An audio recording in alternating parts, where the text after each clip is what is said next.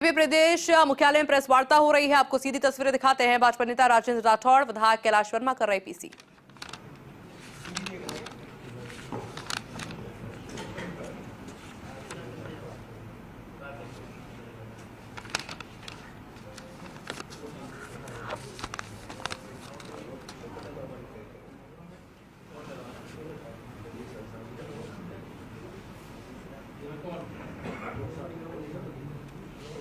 BJP प्रदेश मुख्यालय की ये तस्वीर आपको दिखा रहे हैं। भाजपा नेता राजेंद्र राठौड़, विधायक कैलाश वर्मा के द्वारा प्रेस वार्ता का आयोजन बागीदौरा विधायक को लेकर शुरू करें मित्रों। अब से कुछ ही देर में बात रखेंगे। हमारे बीच में भारतीय जनता पार्टी के वरिष्ठ नेता और पूर्व में प्रतिपक्ष के नेता रहे राजेंद्र राठौड़ जी हैं। बगरू से विधायक कैलाश वर्मा जी हैं। मैं राजेंद्र जी बच्चा से निवेदन करूंगा कि वो प्रेस वार्ता को संबोधित करें। आज की इस प्रेस वार्ता में आपका स्वागत। पिछले कुछ दिनों से पूर्व मुख्यमंत्री अशोक जी गहलोत, प्रदेश कांग्रेस कमेटी के अध्यक्ष गोविंद जी डोटासरा और प्रतिपक्ष के नेता टीकाराम जी जूली सोशल मीडिया के माध्यम से और अन्य समाचार पत्रों के माध्यम से कई मुद्दे लगातार उठा रहे हैं। छात्र संघ का चुनाव का मुद्दा हो, राजस्थान में बेरोजगारी का मुद्दा हो, स्मार्ट मीटर का मुद्दा हो या पंचायत राज संस्थाओं और स्थानीय निकाय के चुनाव में विलंब का मुद्दा हो। पंचायत राज संस्थाओं और स्थानीय निकाय के चुनाव कांग्रेस ने जिस प्रकार कराए थे, भूतो न भविष्यते, गहलोत साहब ने अपने कार्यकाल में पंचायत राज संस्थाओं के चुनाव 18 जनवरी 2020 को प्रारंभ किए थे और अलग अलग चरणों के अंदर दिसंबर 2021 तक उनको पूरा किया था। अपनी सुविधा के अनुसार पंचायत राज संस्थाओं के चुनाव में जनप्रतिनिधि का बाड़ाबंदी जब पूर्ण हो जाती और उसके बाद जब उनको ये कहता ये निश्चित हो जाता कि अब वो जीत कांग्रेस की निश्चित हो सकती है, तब वो चुनाव कराते थे। 23 महीने लगातार आज संविधान और संविधान की दुहाई देकर पंचायत राज संस्थाओं के चुनाव पर सवाल उठाने वाली कांग्रेस ने अपने कार्यकाल में 23 महीने अलग अलग चरणों में चुनाव कराए थे। छात्र संघ के चुनाव अगर किसी के शासन में रुके लिंगोदय समिति के सिफारिश के आधार पर, तो अशोक गहलोत जी के शासन में रुके और विद्यार्थियों के और बेरोजगारों के अरमानों को जिस प्रकार लूटा गया, चाहे नौकरी की लूट हो, चाहे परीक्षा प्रश्न पत्रों की चोरी हो, चाहे पेपर लीक हो, एक रिकॉर्ड बना। कोई भी वर्ग ऐसा छूता नहीं रहा जिसके अंदर किसी न किसी प्रकार की नौकरी की लूट कांग्रेस के राज में नहीं हो।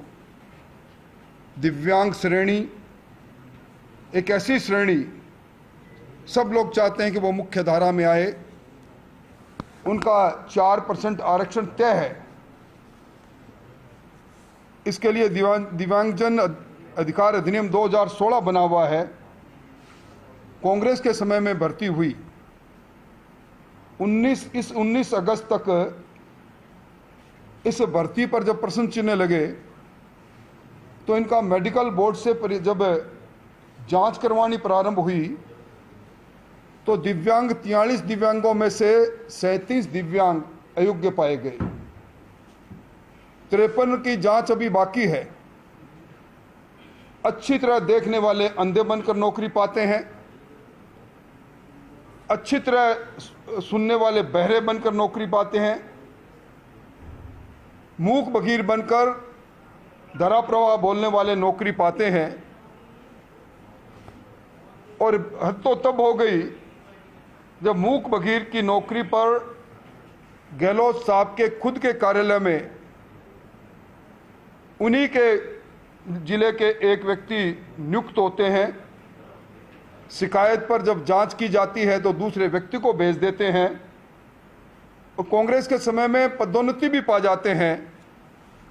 गहलोत साहब का खुद का पर्सनल बॉडीगार्ड पेपर लीक के मामले में पकड़ा जाता है।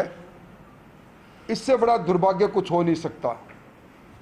भजनलाल जी की सरकार ने जो दिव्यांगजन अधिकार अधिनियम 2016 है, जिसकी पालना में 4% दिव्यांगों को पदोन्नति में भी आरक्षण है, इसको पदोन्नति का आरक्षण दिया नहीं।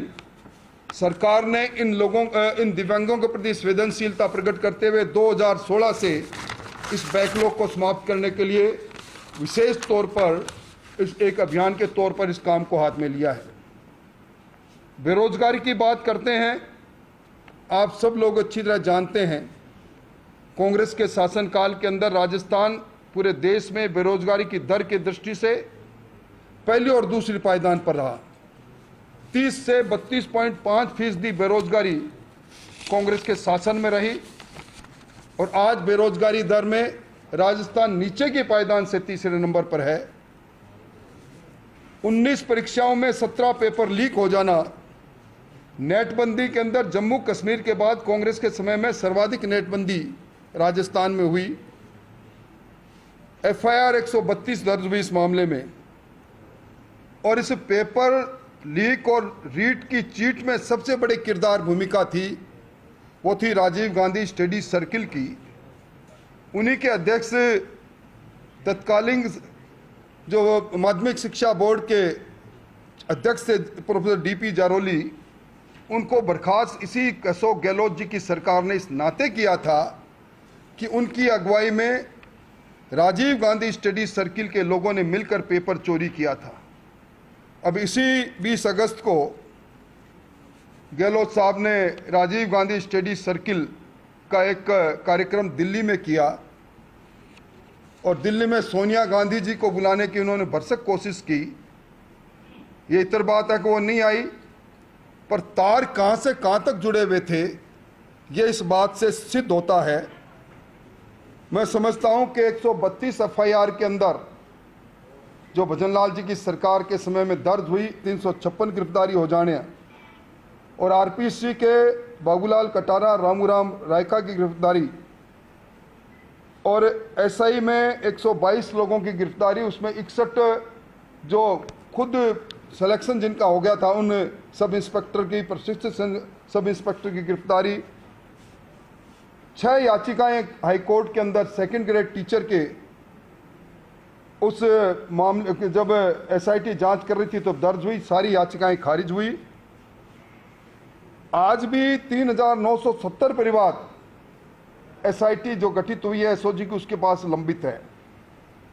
2 यूनिवर्सिटी में जो जिन्होंने एक तरह से फर्जी डिग्री बांटने का कारोबार कर रखा था, उसमें रजिस्ट्रार सहित 15 लोगों की गिरफ्तारी और OPS यूनिवर्सिटी को भविष्य में प्रवेश लेने पर प्रतिबंध।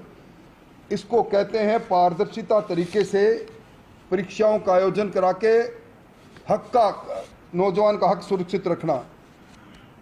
और इसी का परिणाम रहा तबाड़तोड़ कार्रवाई के और बिना पर्ची बिना खर्ची के भजनलाल जी की सरकार ने जो काम किया उसी का परिणाम रहा कि 280 परीक्षाएं हो गई और उसमें किसी प्रकार की कोई पेपर लीक नहीं।